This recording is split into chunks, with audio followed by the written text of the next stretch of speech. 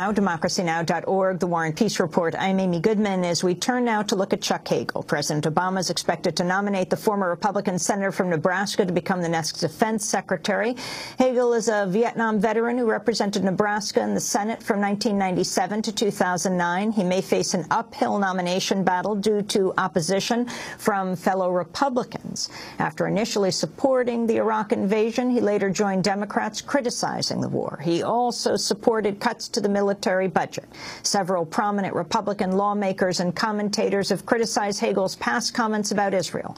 In 2008, he was quoted as saying, quote, "I'm not an Israeli senator, I'm a United States senator," and, quote, "the Jewish lobby intimidates a lot of people up here," unquote. Well, on Sunday, South Carolina Republican Senator Lindsey Graham criticized Hagel on CNN. Chuck Hagel is out of the mainstream of thinking, I believe, on most issues regarding foreign policy. I expect the president to nominate people different than I would think. I'm going to vote for Senator Kerry. I don't agree with him a lot, but I think he's very much in the mainstream of thought. Chuck Hagel, if confirmed to be Secretary of Defense, would be the most antagonistic Secretary of Defense toward the state of Israel in our nation's history.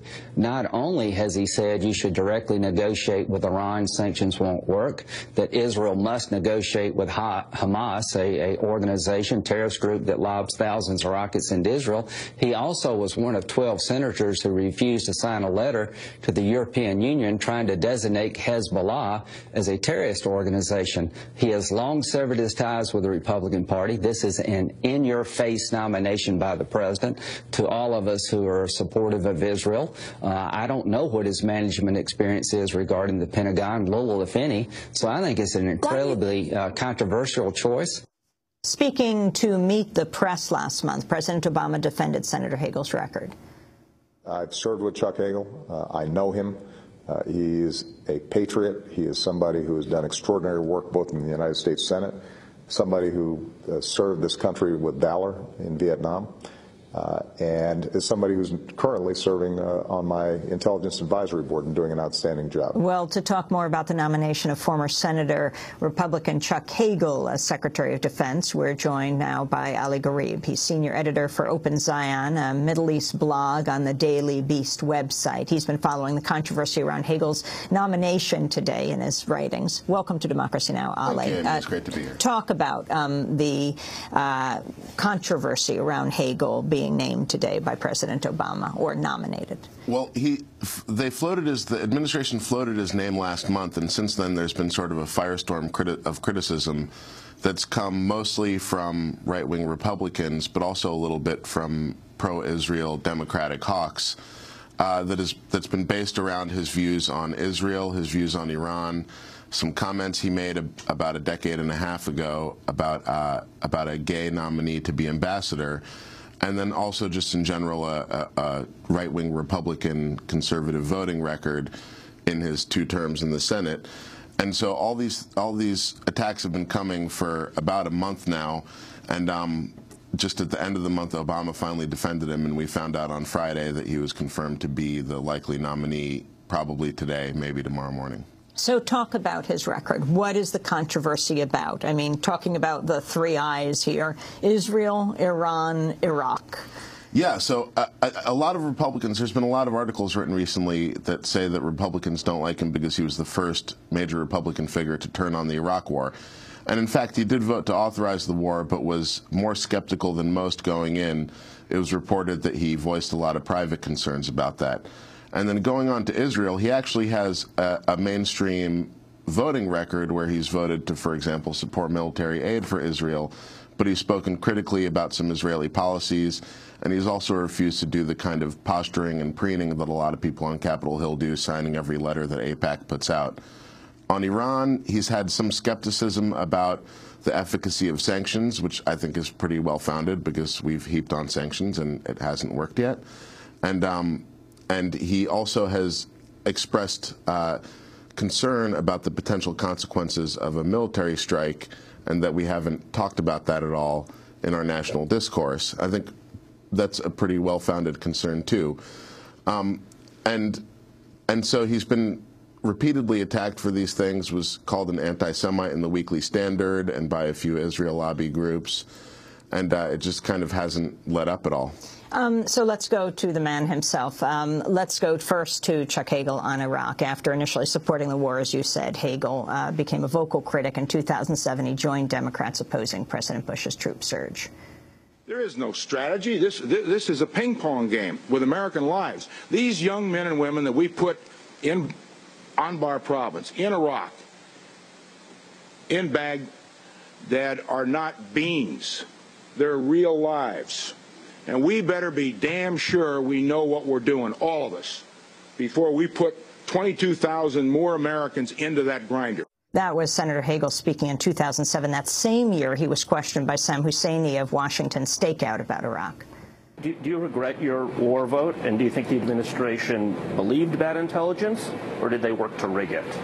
Well, if you're referring to the resolution, the Iraq War Resolution 2002, that was not a resolution to go to war. That was a resolution that would empower the President of the United States to take military action if it was the last course of action he could take, the last resort, after exhausting all the diplomatic efforts. So I think we need to be clear on that. It wasn't a resolution to go to war or not go to war. Second, your question about do I regret it? Yes, if I had to vote again, I would vote against it. The fact is that the war in Iraq was a war of choice. Saddam Hussein was not an imminent threat to the United States or anyone else. The fact is containment was working. The fact is that he didn't control 60% of his country. We had overflights in the north and the south. Those were F-16s that would fly out of Saudi Arabia. The fact is he was slowly strangling in the 40% of his country. That was a needless commitment of American blood and treasure. And if that vote was held again today, I'd vote against it. That was Chuck Hagel. Ali Gharib. Yeah, you know, I think that sort of skepticism about that he showed later on Iraq is exactly why a lot of his critics are attacking him on Iran. You had this really funny thing where Abraham Foxman, the head of the Anti-Defamation League, came out in two separate interviews on the same day a few weeks ago, and in one of them he said that Hagel's comments about the quote-unquote Jewish lobby were borderline anti-Semitic, and on the other one he said it sounds like he's open to the military option on Iran, so we don't see any reason to oppose him. I've got the quote, Abe Foxman of the Anti-Defamation League issuing this statement about Hagel's possible appointment. He said, quote, Chuck Hagel would not be the first, second, or third choice for the American Jewish community's Friends of Israel. His record relating to Israel and the U.S.-Israel relationship is at best disturbing and at worst very troubling. The sentiments he's expressed about the Jewish lobby border on anti-Semitism in the genre of Professors John Mearsheimer and Stephen Walt and former President Jimmy Carter. Right, and on the same day that he made that statement, he did an interview with this Israeli newspaper called The Times of Israel, where he said that Chuck Hagel has come around to the president's position on supporting keeping the military option on Iran open, and therefore there wasn't enough cause for concern to oppose his nomination as defense secretary. So that kind of gives you an idea of what all this Israel and Iran rhetoric has been all about, and it's about taking a hawkish perspective on Iran. And I think a lot of those people are in for kind of a rude awakening, because as we've seen from some of these videos that you've been showing, Chuck Hagel is not a guy who's exactly averse to saying out loud what he's thinking. I want to take on another issue. During an appearance on MSNBC's Meet the Press last month, President Obama was asked about comments Senator Hagel made 14 years ago regarding President Clinton's nominee for ambassador to Luxembourg, James Hormel. Senator Hagel had questioned his qualifications for the position because he was, quote, openly, aggressively gay, unquote. Hagel apologized for the remark last month. This is President Obama's response. With respect to the particular comment that you quoted, he apologized for it. And I think it's a testimony to what has been a positive change over the last decade in terms of people's attitudes about gays and lesbians serving our country. And that's something that I'm very proud to have led. And I think that anybody who serves in my administration understands my attitude and position on those issues. That's President Obama. Ali Gharib, your response. Yeah, and there's been some lingering sort of gay rights lobby groups and individuals who oppose Chuck Hagel, but some of the larger groups, Human Rights Campaign, which is probably the most influential gay equality group in Washington, came around after Hagel's apology and said that they now welcome him into the fold and consider him an ally for gay equality. And there are... Ambassador Hamel was not as generous. He wasn't as generous. He gave sort of an equivocal acceptance of Hagel's apology, where he said he suggested strongly that it was out of political expediency, but said he hopes that the remarks are genuine and that he really has come around. So it's been a mixed bag for Hagel with a lot of the gay groups. There was a Ambassador Guest, who was another Clinton ambassador in the late 90s, wrote an op-ed today in Politico. He was another openly gay ambassador, where he said he worked with Chuck Hagel and that he didn't take great issue with him. And these are progressive concerns with Hagel's record that should be addressed in a confirmation hearing. There's the issue of gay equality, which does bear on personnel issues in the military, because now there's open service there, and also LGBT family rights for service members.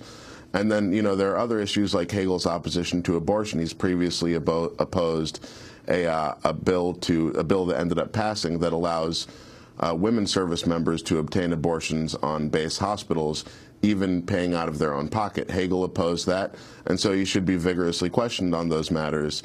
And another one would be climate change, because he's sort of dabbled in climate change skepticism, but again, it's a mixed record, and he's gone back and forth. And with the Pentagon being such a huge consumer of fossil fuels and polluter, it's really important that these are legitimate progressive concerns that should be addressed in confirmation by liberal senators. On the USA Patriot Act?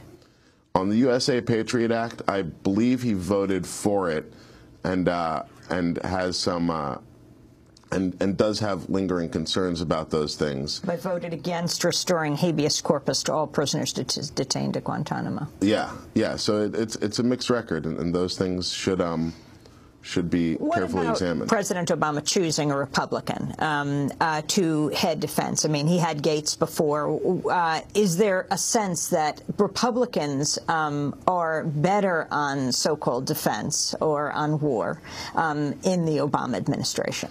Yeah, well, this has been an issue that I've been kind of arguing about with a lot of my liberal Democratic friends. I'm not really a partisan myself, so I could care less which party holds cabinet positions. But for a lot of them, I think it's a point of pride, especially because this has been a continuing Republican attack against the Democrats, is that they're weak on national security issues, and that's led a lot of Democrats to pick Republicans for these posts. I'm personally not that concerned about it, and there were some really great liberal Democratic candidates for this job who would have been good. I do think that for the kind of unique challenges of the next 2 years, withdrawing from Afghanistan, paring down the military budget, and getting a sensible American policy on Iran, these are some of our biggest upcoming challenges. Thanks so much for watching this report from Democracy Now!, your daily independent global news hour. We don't accept advertising or corporate funding, but rather rely on donations from viewers like you. Please make your contribution by visiting democracynow.org. We need your support today to keep bringing you this hard-hitting, in-depth reporting.